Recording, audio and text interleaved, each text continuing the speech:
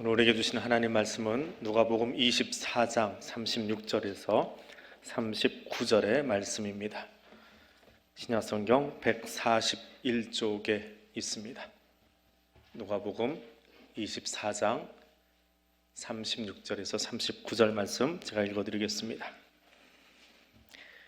이 말을 할 때 예수께서 친히 그들 가운데 서서 이르시되 너에게 평강이 있을지어다 하시니 그들이 놀라고 무서워하여 그 보는 것을 영으로 생각하는지라. 예수께서 이르시되 어찌하여 두려워하며 어찌하여 마음에 의심이 일어나느냐. 내 손과 발을 보고 나인 줄 알라. 또 나를 만져보라. 영은 살과 뼈가 없으되 너희 보는 바와 같이 나는 있느니라. 아멘. 지난 주간에 미국과 한국에서 정보 유출 사건 때문에 상당히 떠들썩한 그런 일들이 있었습니다. 또 지금도 진행형이기도 하고요. 근데 이 정보 유출과 도청으로 아주 유명한 사건이 하나 있지요. 워터게이트 사건. 기억하시는 분도 또 그 시기에 역사를 읽어보신 분도 있을 겁니다. 이 베트남 전쟁과 관련해서 닉슨 대통령이 자기와 정책을 달리하는 상대방 그 정당을 도청하려고 기계를 설치했다가 이 기계가 잘못돼서 다시 갔거든요. 다시 가서 설치하는 바람에 들켜버린 거예요. 그래서 그 탄핵 절차까지 밟게 되었던. 근데 탄핵은 다 요건을 충족하고 의회에서 결정이 됐는데 자진사임하는 바람에 탄핵받은 게 아니라 자진사임한 미국의 첫 번째 그리고 유일무이한 대통령이 되어버렸습니다. 그 바람에 그 탄핵 절차 가기까지 옆에서 함께 수고했던 보좌관들만 줄줄이 감옥에 갇히게 되는 그런 일로 마무리되었지요. 그 중에 한 사람이 감옥에 들어가서 회심을 하고 예수를 믿고 책을 써서 그 전체 줄거리가 세상에 공개된 그런 사건이기도 합니다. 그리고 이 사건은 그 워터게이트로 끝난 것이 아니라 그 이후에 고위공직자 부조리 방지법이라든지 고위공직자의 재산공개법이라든지 하는 3대 주요 정책이 있는데 미국에서 먼저 시작이 되고 한국이 그걸 반면교사 삼아서 똑같은 법안을 우리나라에도 가지고 있습니다. 그래서 전 세계가 고위공직자들이 어떻게 써야 되겠나라고 하는 기초를 제공해 주게 된 역사적인 사건이 사실은 워터게이트라고 하는 사건입니다. 예수 부활 사건은 사실 역사 속에 있던 이 워터게이트하고는 비교할 수 없는 사건입니다. 그런데 신기한 건 워터게이트는 지금도 전 세계 정가에 꾸준히 법으로서 그 정치인의 그 도덕성 혹은 윤리성을 강조하는 그것으로 남아있는데 부활주일 아침에 새벽부터 예배를 드리고 찬양 예배를 드리고 달걀 받고 집에 가서 까먹고 나면 잊어버린다는 거예요. 그 다음 주에는 부활주일을 잊어버립니다. 내년 부활주일까지 다 잊어버리고 사는 사람들이 거의 대부분이더라라고 하는 겁니다. 근데 사실은 그저께 우리 구역회 때 구역장님들하고 같이 전통주의 영성을 나누면서 교회력을 함께 쭉 훑어보았는데 부활주일은 지난주에 끝난 게 아니라 시작이지요. 오늘은 어떤 주일이요?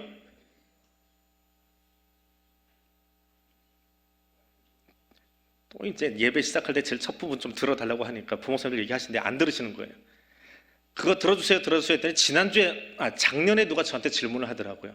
목사님, 오늘의 부활은 두 번째 주일이에요? 첫 번째 주일이지? 라고 질문하신 분이 한 분 계세요. 그래서 이분 정말 제대로 들었구나. 부목사님 멘트 하나까지 다 들으면서 예배 참석했구나 하면서 그분에게는 가르쳐 드렸어요. 부활 첫 번째 주일은 지난주일이고요. 근데 우리는 첫 번째 주일이라는 말을 안 쓰고 부활절, 부활주일이라고 씁니다. 그리고 오늘은 부활 후 두 번째 주일이에요. 두 번째, 세 번째, 네 번째 이게 어디까지 가요? 오순절 성령 강림주일까지 갑니다. 이 기간이 50일입니다. 사순절 40일, 주일까지 해서 47일인데 반해서 사실은 부활주일, 파스카 절기 혹은 부활절기라고 부릅니다. 부활절을 계속 묵상하는 절기예요. 그것은 며칠 동안이요? 50일 동안이요. 그럼 사순절이 더 진득해야 돼요? 이 부활절 50일이 더 진득해야 돼요. 근데 개신교는 이상하게 사순절은 막 그냥 자기를 옥죄고 절제하자 뭐 그러면서 떠들썩한데 이 기쁨의 50일은 놓치고 삽니다. 이것이 훨씬 더 크고 영광스럽고 행복한 시간인데 이것을 누리지 못하고 있는 교회 모습이 있습니다. 생각해 보십시오. 성경은 부활하신 예수의 행적에 대해서 이야기하면서 예수께서 행하신 일이 이외에도 만일 낱낱이 기록된다면 이 세상이라도 이 기록된 책을 두기에 부족할 줄 안다. 요한이 21장에서 그렇게 말하고 있습니다. 그만큼 예수의 부활하신 이후의 행적이 아주 많다는 거예요. 다 기록할 수 없어서 요한이 단 한 줄로 적어 놓았습니다. 예수님 부활하신 뒤에 제자들과 40일을 이 땅에 같이 계셨어요. 그 40일 동안 어떤 일을 하셨을까요? 성경에 자세히 기록하지는 않았지만 500여 성도들이 모이는 곳에 나타나셔서 그들에게 동시에 보이실 만큼 여러 가지 일들을 하셨더라라고 하는 겁니다. 그럼 예수님은 그 40일 동안 왜 이렇게 제자들에게 혹은 500여 대규모 모임에 참석을 하셨을까요? 그리고 예수님이 그곳에 나타나셨을 때, 부활하신 예수가 제자들에게 보였을 때 거기 어떤 일이 일어났을까요? 사실 이 파스카 절기는, 부활 절기는 그것을 묵상하는 절기입니다. 예수님이 제자들에게 나타나신 이유는 눈물을 닦아주기 위해서 찾아오셨습니다. 사람이 눈물을 흘리는 이유는 여러 가지가 있지요. 대표적인 건 눈에 이물질이 들어가면 눈물이 나옵니다. 그것을 바깥으로 흘려보내기 위해서 나오지요. 또 눈이 건조하거나 뻑뻑하면 우리가 알지도 못하는 사이에 눈이 껌뻑껌뻑하면서 거기에 눈물을 발라서, 윤활자를 발라서 눈이 피곤하지 않도록 만들어줍니다. 혹은 질병이나 외부 환경 때문에 눈을 보호하기 위해서 눈은 눈물을 내보냅니다. 분비합니다. 그런 생리적인 작용만이 아니라 슬픔과 기쁨, 감동, 그런 감정적인 상황에서도 눈물을 흘립니다. 무엇보다 가장 큰 눈물은 사랑하는 일을 떠나보낼 때입니다. 그 이별의 순간에 우리는 어떤 단어나 말로도 표현할 수 없는 슬픔에 직면하게 됩니다. 부활하신 예수님이 어디로 찾아오셨어요? 바로 그 죽음 때문에 슬퍼하고 있는 현장에 찾아오셨습니다. 요한이 전한 복음서에 의하면 부활의 아침에 막달라 마리아가 무덤에 갔다가 돌이 굴러서 치워진 것을 보고 놀라서 들어가 보지 못하고 쫓아가 제자들을 불러냅니다. 자, 여기 보면 남자와 여자의 아주 극명한 차이가 나타나요. 남자들은요, 사실관계 확인만 하면 됩니다. 베드로와 예수님이 사랑하시는 자라고 되어 있으니까 요한인 것 같아요. 두 제자가 마리아의 말을 듣고 쫓아왔어요. 이제 사실 확인하러 들어갑니다. 무덤 속에 용감하게 들어가서 시신이 없네? 나와서 마리아에게 확인해줘요. 시신 없어. 네 말 맞아. 그리고 가버려요. 이게 남자예요. 성경의 남자들도 똑같아요. 우리가 다르지 않아요. 다 사실관계 확인만 해주면 돼요. 근데 그 뒤에 요한은 한마디 더 붙여놔서 얘들이 아직 예수의 말씀을 기억하지 못했다. 부활이 뭔지 알지 못했다라고 하는 거예요. 그냥 사실만 확인한 거예요. 시신 없어라고 하는 거예요. 근데 여자는 어때요? 그런 사실을 듣고 나면 감정적으로 이 상황을 대처합니다. 시신이 없어졌어. 나는 오늘 누군가를 도움을 통해서 돌을 굴려놓고 예수 시신의 향유라도 바르려고 왔는데 내가 사랑하는 그분의 시신도 없어졌어. 돌아가신 것도 애통한데. 그래서 무덤 앞에 앉아서 울고 있는 마리아를 전해주고 있습니다. 마리아는 무덤 밖에 서서 울고 있더니 울면서 구부려 무덤 안을 들여다보고 있었다라고 말합니다. 이때 마리아가 울고 있다라고 하는 저 표현이요. 울고 있다. 제 손이 좀 가리키고 있는 저 부분이죠. 울고 있다. 이 눈물은 성경의 다른 곳에서는 어떻게 쓰이고 있느냐?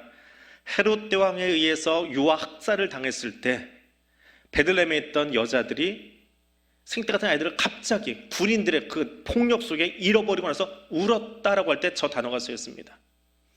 또 하나는 이스라엘의 후손들이 포로로 끌려갈 거다라고 하는 이야기를 듣게 된 라헬이 울었다라고 표현할 때 예언서에서 이 단어를 사용하고 있습니다. 회당장의 딸이 죽었을 때 마을 사람들이 함께 모여서 아유, 저 어린 딸 보낸 저 아빠의 심정이 어떨까 하면서 마을 사람들이 같이 울었다라고 할 때도 저 단어가 쓰였습니다. 또 하나는 죽음하고는 상관이 없는데 베드로가 예수님을 부인하고 나서 닭이 울었더니 그제서야 예수님 말씀을 기억하고 나는 이거밖에 안 되는 존재구나, 내 존재를 깨달았을 때, 내가 얼마나 미약한 존재인가를 깨달았을 때 울었다라고 할 때도 저 단어가 쓰였습니다. 부활한 천사들이 부활의 소식을 들고 누구에게 나타났다고요? 이 울고 있는 마리아에게 나타났습니다. 부활하신 예수님께서 마리아를 만나신 이유, 천사를 통해서 만나신 이유는 우리의 가장 큰 슬픔, 사람에게서는 절대로 위로받을 수 없는 그 죽음 앞에서 통곡하고 있는, 울고 있는 마리아에게 부활의 소식만이 진정한 위로임을, 진정한 소망임을 알려주기 위해서 만나 주셨습니다. 죽음 앞에 울고 있습니까? 부활하신 예수님을 만나십시오. 그렇지 않으면 우리는 마리아처럼 빈 무덤임에도 불구하고 그 무덤 앞에서 통곡하며 우는 사람이 될 수밖에 없습니다. 예수님 부활하셨습니다. 사망 권세 이기고 우리에게 생명 주시려고 부활하셨고 그 소식 전하려고 우리에게 찾아오셨습니다. 그 부활하신 예수 그리스도를 만나시기를 바랍니다. 그때 우리의 눈물이, 깊은 눈물이 다 닦여질 수 있음을 경험하는 저와 여러분 될 수 있기를 소원합니다. 두 번째로, 두려움에 사로잡힌 우리를 해방시키기 위해서 예수님 우리를 만나 주셨습니다. 고통에는 한계가 있지만 공포에는 한계가 없다라고 프리니우스라고 하는 분이 이야기를 합니다. 공포가 있는 그곳에는 행복이라는 단어를 찾아볼 수 없습니다. 두려움과 공포로 가득한 세상 속에서는 소망을 가질 수 없습니다. 성경에 두려워하지 말라라고 하는 이 문장이 몇 번 쓰였지요? 설교 여러 번 들어보신 분들은 이 회화는 들으셨을 거예요. 저도 직접 세워본 건 아니고 자료집에 있습니다. 두려워하지 말라가 성경에 몇 번 있어요? 365회. 그래서 그걸 가지고 뭐라고 설명을 해요? 우리는 365일 두려워하는 존재라는 거예요. 그래서 거꾸로 하나님 우리에게 뭐라고 얘기하세요? 365회 두려워하지 말라, 두려워하지 말라 말씀하고 계시더라라고 하는 거예요. 스페인의 유명한 투사 세자르 린콘이라고 하는 사람이 있습니다. 이 사람은 투사입니다. 뭐 하는 건지 아시죠? 1톤가량 되는 황소가 뿔을 들이대고 쫓아옵니다. 빨간 망토를 휘두르면서 칼을 가지고 그 소를 제압하는 게 투사인데, 이 투사가 제일 무서워하는 게 뭘까요? 자기 신발보다 작은 쥐라고 합니다. 좀 신기하지요? 황소와 싸우는데 쥐는 그렇게 무서워한대요. 프랑스의 앙리 3세라고 하는 황제는 고양이를 그렇게 무서워했답니다. 영국의 엘리자베스 1세, 최근에 돌아가신 분 말고요, 저 위에 할머니 뻘 되시는 엘리자베스 1세는 장미꽃을 그렇게 무서워했대요. 어릴 때 찔려서 그랬는지 아무튼 역사 기록이 그렇게 되어 있습니다. 유명한 정신의학자이고 심리학자인 프로이드, 이 사람은 기차 여행을 그렇게 무서워했대요. 북한의 누구처럼 기차 타는 걸 그렇게 무서워했다고 합니다. 그 두려움, 우리들 대부분은 그 두려움을 혼자 이겨낼 수가 없습니다. 우리가 처한 상황을 잘 살피고 그것을 이해하고 바라보고 승리의 답, 그 두려움을 이겨낼 수 있는 답을 제공해주는 누군가를 만나야 합니다.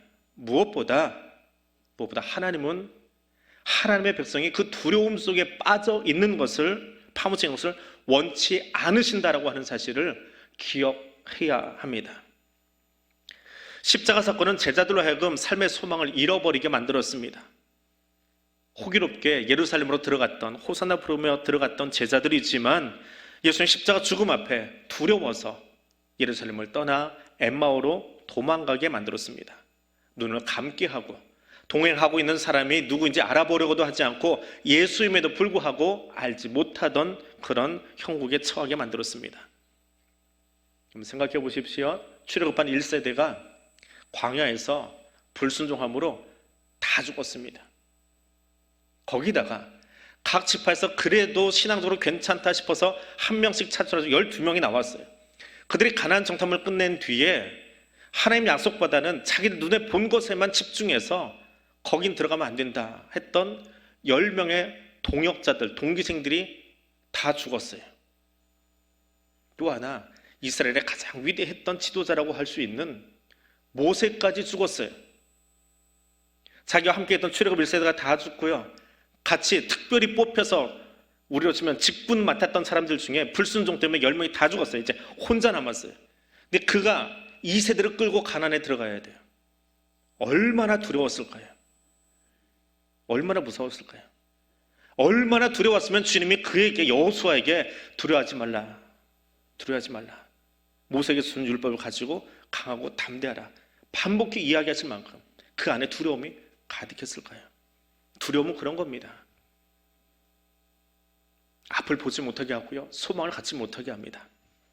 제임스 맥도널드라고 하는 목사님이 이 두려움에 대해서 이렇게 말씀하신 글이 있습니다. 두려움은 믿음의 반대말입니다. 두려움은 우리를 얽매여 꽁꽁 묶습니다. 두려움은 우리를 좁고 어두운 방에 가두고 차갑고 기분 나쁜 발톱으로 갈기갈기 찢어놓습니다. 두려움은 떨쳐버리기 어려울 뿐만 아니라 일단 마음속에 둥지를 틀면 마약과 같아서 도저히 끊을 수 없게 됩니다. 문제는 두려움이 언제 찾아오느냐가 아니라 우리가 대문 활짝 열고 그 두려움을 맞아들인다는 것에 있습니다. 그러나 하나님의 약속을 의지하면 단호하게 두려움을 내쫓을 수 있습니다. 두려움의 해독제는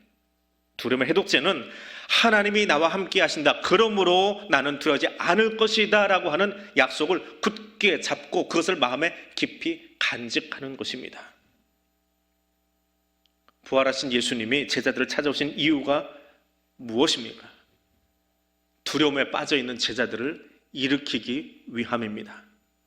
하나님이 우리에게 주신 것은 두려워하는 마음이 아니오 오직 능력과 사랑과 절제하는 마음이라고 가르치고 있습니다.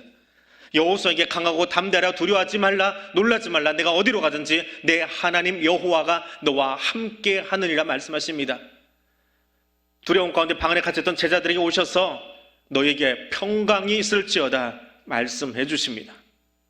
부활하신 주님은 저와 여러분이 두려움이 아니라 평강을, 슬픔이 아니라 위로를, 낙심이 아니라 소망을 주기 위해, 그것을 갖기 위해 우리 가운데 함께 하고 계십니다. 그 주님이 주시는 기쁨과 평강을 가득히 누리는 부활의 소망을 가진 저 여러분 될 수 있기를 원합니다. 세 번째로, 부활하신 예수님은 문 걸어 잠근 제자들을 광장으로 이끌어내기 위해서 찾아오셨습니다. 안식 후 첫날 저녁 때 제자들이 유대인들을 두려워해서 모이는 곳들의 문들을 닫았더니 예수께서 오사 가운데 서서 말씀하십니다. 문 닫고 음침한 곳에 스스로 갇혀서 하는 말이 있지요. 사는 게 다 그렇지 뭐. 살 소망은 오늘 먹고 잘 지나가면 그만이지. 이렇게 살다 가는 거지 뭐. 인생이 별거야? 문 닫고 사는 사람들의 대표적인 이야기들입니다. 체념의 포로가 되어서, 낙심의 포로가 되어서 사는 제자들. 왜요? 왜 그렇게 말하고 삽니까? 마음에 평강이 없어서요. 미래가 불확실해서요. 사는 게 한심해 보여서요. 우리 모습이 그렇지 않습니까? 근데 예수님이 그런 제자들에게 오셨습니다.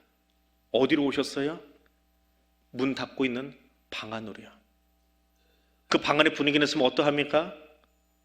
두려워하는 마음으로 충만해 있는 것. 성령 충만이 아니라 두려움으로 충만한 그곳. 근데 주님은 그 현장 어디에 계셨습니까? 그들 한가운데 나타나셨습니다. 예수님은 저와 여러분의 인생의 주변인으로 존재하는 것을 원치 않으십니다. 예수님은 이 시간에 여기 오셔서 저 귀퉁이 자리에 앉아 있다가 떠나가시는 그런 분 아닙니다. 예수님 예배드리는 이 현장, 이곳 가장 한복판에 오셔서, 여러분 마음 주신 한복판에 오셔서 저 여러분을 만나기를 원하십니다. 여러분 육신의 눈으로는 앞에서 설교하고 있는 저를 바라보고 있는지 모르지만 주님이 원하시는 것은 앞에서 있는 목사를 바라보는 것이 아니라 여기 임재해 계신 그 하나님을 바라보는 눈이 띄워지기를 주님은 저와 여러분에게 원하고 계시더라라고 하는 겁니다. 그리고 그 주님을 만난 제자들에게, 그리고 우리들에게, 그 예배자들에게 평강을 전하십니다. 그리고 그것이 끝이 아니라 요한복음 20장 21절 말씀에서 아버지께서 나를 보내신 것 같이 나도 너희를 보낸다라고 말씀하십니다. 이것이 부활하신 예수 그리스도의 우리를 향한 바람입니다. 소망입니다. 예수님은 저와 여러분이 낙심의 자리에 소로 같은 이 땅의 밑바닥 자리에 파묻히기를 원치 않습니다. 주님만 그러는 것이 아니라 생각해 보십시오. 우리와 함께 믿음 생활을 하다가 먼저 떠난 우리 믿음의 선진들 혹은 믿음의 가족들이 남아있는 우리들을 바라보면서 여보 대충 그렇게 살다가 와, 아들아 너 그냥 대충 그렇게 살다 와, 체념하고 살다 와, 그렇게 원하고 있을까요? 이 다음에 천국 갔더니 아이고 나 떠나서 힘들었나 보네, 그렇게 내 침울해 있다가 나 그렇게 생각했어? 와서 반갑지? 그렇게 이야기하고 있을까요? 천만에요. 우리 믿음의 선제들도 주님도 우리에게 그것을 원치 않습니다. 오히려 부활하신 예수를 만나서 큰 소망 가운데 낙심해 있는 사람들에게, 절망 가운데 있는 사람들에게 그들을 일으키는 일을 하고, 정말 당신 보니까 멋졌어, 힘든 시간이었지만 부활의 소망이 당신이 일으키고 당신 세워주고 우리 아들 세워주고 그래서 그 증인으로 살다 왔구나, 난 당신이 자랑스러워, 하나님 앞에서 내가 정말 자랑스러워. 우리 그런 말 천국에서 함께 나눠야 되지 않을까요? 그것이 부활하신 주님이 우리에게 주시는 진정한 바람이고 소망 아니겠습니까? 주님이 열어주신 그 문으로 나오십시오. 낙심의 문 열고 나오십시오. 낙심과 절망의 마약의 방에서 나오십시오. 부활의 주님은 제자들의 닫힌 문을 여셨습니다. 그리고 문만 여신 것이 아니라 그들을 사명자로 이끌어내셨습니다. 주님의 손에 이끌려서 절망의 방에서 일어서십시오. 그때 막달라 마리아는 눈물의 자리에서 일어나서 부활의 첫 번째 증인이 되었고, 엠마오로 두려움 가운데 떠나갔던 두 제자는 증인이 되기 위해서 예루살렘으로 돌아갔고, 방 안에 같이 있던 베드로와 11 사도는 2일 후에 예루살렘 광장에 서서 부활의 설교를 하고 부활의 증인이 되고 안전뱅이를 일으키는 사명자로 살아갔습니다. 어두운 방 안에 갇혀 있는 것이 아니라 광장으로 나아가서 부활의 증인의 삶을 살게 되었습니다. 오늘 말씀을 맺습니다. 부활의 메시지는 단순하고 그러나 심오합니다. 죽음은 부활하신 그리스도를 더 이상 가두거나 붙잡아 두지 못합니다. 죽음이 얼마나 암울한지 묵상하는 성금요일은 교회 전체 절기 가운데 단 하루에 불과합니다. 그러나 부활의 소식을 나누는 파스카 절기는 50일이나 됩니다. 그 파스카 절기에 주님은 2000년 전에 그 부활의 사건이 한 시점의 역사적 사건으로 머물지 아니하고 제자들에게, 500여 성도에게, 그리고 이 시간 저와 여러분에게서 계속해서 확장되어 가기를 원하고 계십니다. 예수를 죽은 자 가운데서 살리신 바로 그 능력이 지금 여기 저와 여러분 안에서 살아 움직이고 있음을 경험하시기 바랍니다. 우리는 그 소식을 경기장 밖에서 구경하는 구경꾼이나 관찰자가 되어서는 안 됩니다. 절망하고 의기소침해진 그들의 믿음은 무너졌고, 그래서 방 안에서 군인들이 언제 노크 소리 할까, 노크하고 우리 있는 곳을 찾으려면 죽는 것밖에 없겠지, 그게 그들의 현실인지 모르겠지만 거기 주님 오셨습니다. 그랬더니 그들은 문을 열고 나가서 자신들의 눈물을 닦고 절망 속에 있던 사람들에게 평강을 전하고 로마 제국을 바꿔버리고 세계 역사를 바꾸는 사명자로 살아갔습니다. 오늘 우리도 그 삶을 살아가기를 원합니다. 부활하신 예수 그리스도의 만남이 저와 여러분의 가장 복된 만남 될 수 있기를 원합니다. 부활하신 예수 그리스도의 소식이 우리에게 가장 기쁜 소망이 되기를 원합니다. 부활하신 예수 그리스도를 만남으로 부활의 참 증인으로 일어설 수 있는 믿음의 사람 될 수 있기를 소원합니다. 오늘 말씀 기억하며 우리 함께 기도하겠습니다. 부활하신 예수님을 내가 인격적으로 만나기를 원합니다. 부활의 소망이 나의 것 되기를 원합니다. 부활의 소식을 전하는 증인의 삶을 살아가기를 원합니다. 성령 하나님, 이 삶 살 수 있도록 나를 도와주시옵소서. 이 세 가지 기도 제목 가지고 우리 2분 동안 통성으로 함께 기도하겠습니다. 부활의 주님 감사합니다. 부활절 두 번째 주일, 우리 함께 모여 부활하신 주님을 다시 한번 묵상하며 그 부활하신 주님이 만나주셨던 제자들의 모습을 오늘 우리가 함께 보았습니다. 절망과 낙심과 눈물 가운데 파묻히셨던 그 제자들을 찾아가셔서 더 이상 빈 무덤을 바라보는 것이 아니라 부활하신 예수 그리스도를 바라보고 그 부활의 주님을 바라봄으로 그 눈물이 닦여지고 죽음을 이기신 예수 그리스도로 말미암아 진정한 소망을 하나님 그 어두운 로마 제국 안에 그 어두운 땅의 사람들 가운데 주님을 알지 못하는 사람들 가운데 증거하며 외치며 나갔던 제자들의 모습을 보았습니다. 주님, 오늘 나도 그 부활하신 예수 그리스도를 인격적으로 만나기를 원합니다. 내가 만나고 싶습니다. 내가 경험하고 싶습니다. 그 부활의 소망이 나의 것 되기를 원합니다. 다른 사람의 것이 아니라 설교 속에만 남아있는 것이 아니라 책 속에 남아있는 것이 아니라 주님 그 소식이 나의 것 되어지고 그래서 나도 힘껏 일어설 수 있기를 원합니다. 일어설 뿐만 아니라 아직도 그 죽음의 공포 앞에 쓰러져 있는 땅의 사람들에게 부활의 소식을, 생명의 소식을, 영생의 선물을 증거하고 나누는 부활의 증인의 삶을 살아갈 수 있기를 원하오니 성령님 여기 우리와 함께하여 주옵소서. 지금도 우리의 예배 한 곳에 한 중심에 오셔서 우리를 만나주시고 우리를 새롭게 하시는 그 주님의 음성 듣기를 원합니다. 그리고 그 음성으로 말미암아 기쁨 가운데 능력 가운데 힘있게 일어서서 우리의 삶의 자리로 나아가기를 원하오니 성령 하나님 우리와 함께하여 주시옵소서.